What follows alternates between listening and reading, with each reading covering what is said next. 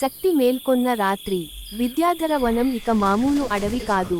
నిధి శక్తి అడవిలో కలిసిపోయిన రోజు నుంచి చెట్లు వేగంగా పెరుగుతున్నాయి. నదులు ఎండిపోవడం లేదు. జంతువులు మనుషుల్ని చూసి పారిపోవడం మానేశాయి. గ్రామస్థులు ఆశ్చర్యపోయారు. అడవి ఆశీర్వదిస్తోంది. కాని యక్షినికి మాత్రం తెలుసు, ఇది శాంతికి ముందు వచ్చే తుఫాను. పూర్ణిమ రాత్రి. అర్జున్ అడవిలో నడుస్తుండగా యక్షిని ఒక్కసారిగా ప్రత్యక్షమైంది. ఈసారి ఆమె రూపం మారింది. ఆమె చుట్టూ వెలుగు, చీకటి కలిసిన వలయం. దేవతలా ఉంది, కాని కళ్లలో భయం.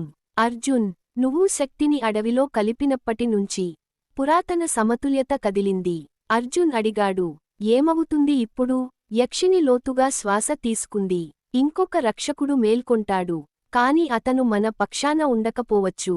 విద్యాధర వనానికి లోతుల్లో శతాబ్దాలుగా ఎవరూ చూడని ఒక పురాతన దేవాలయం ఉంది. అది భైరవ తంత్రాలయం. అక్కడే నిధి శక్తి మొదట బంధించబడింది. అర్జున్, యక్షిని ఇద్దరూ ఆ దేవాలయం వైపు ప్రయాణించారు.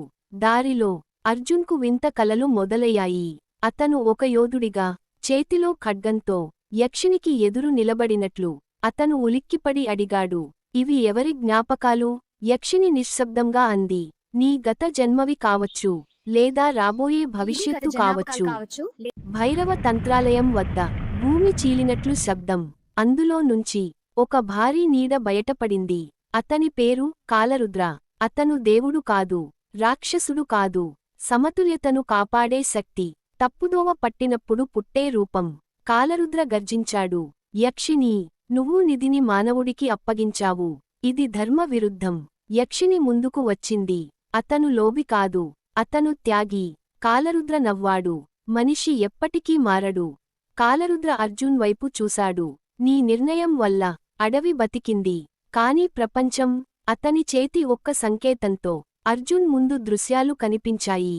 నిధి శక్తి కోసం రాజులు యుద్ధాలు చేస్తూ, దేశాలు కాలిపోతూ, లక్షల మంది చనిపోతూ, నువ్వు అడ్డుకోగలవా అని కాలరుద్ర అడిగాడు. అర్జున్ మౌనంగా ఉన్నాడు. అతనికి అర్థమైంది, ఈసారి కత్తులతో యుద్ధం కాదు, నిర్ణయంతో యుద్ధం. కాలరుద్ర చెప్పిన నిజం అర్జున్ను కుదిపేసింది. యక్షిని కూడా ఈ శక్తికి బంధించబడిన ఆత్మే. చివరి సమతుల్యత కోసం ఆమె అంతం కావాలి. యక్షిని తల వంచింది. ఇది నా విధి అయితే నేను సిద్ధమే. అర్జున్ ఒక్కసారిగా అరిచాడు, కాదు. అతను యక్షిని ముందు నిలబడ్డాడు. సమతుల్యత అంటే బలి కావడమేనా? మార్గం ఇంకోటి లేదా? అర్జున్ తన హృదయం వినిపించాడు. శక్తిని నాశనం చేయాలి. యక్షిని కళ్ళు వెడల్పయ్యాయి. అలా చేస్తే అడవి కూడా నశిస్తుంది. అర్జున్ ప్రశాంతంగా అన్నాడు, అడవి శక్తితో కాదు, జీవంతో నిలబడుతుంది. అతను తన ప్రాణశక్తిని దేవాలయ మధ్యలో ఉన్న శక్తి కేంద్రానికి అంకితం చేశాడు. భూమి కంపించింది. ఆకాశం చీలింది. కాలరుద్ర అరవడం మొదలెట్టాడు, ఇది నిబంధనలకు విరుద్ధం. అర్జున్ నవ్వాడు, ధర్మం నిబంధన కాదు, బాధ్యత. శక్తి పేలిపోయింది, కాని అడవి నశించలేదు. అడవి జీవించి ఉందని నిరూపించింది. కాలరుద్ర నీడగా కరిగిపోయాడు. యక్షిని నేలపై కూలిపోయింది. అర్జున్ ఆమెను పట్టుకున్నాడు. ఆమె మెల్లగా చెప్పింది, ఇప్పుడు చివరి నిర్ణయం మిగిలింది. ఆకాశంలో కొత్త గుర్తు వెలిగింది. రక్షకుడు ఒక్కడే ఉండలేడు. అడవి అంతటా కొత్త కొత్త శబ్దాలు, ఎవరెవరో పిలవబడుతున్నట్లు. యక్షిని చివరి మాట, ఎంచుకోబడినవాడు నువ్వొక్కడివి కాదు అర్జున్.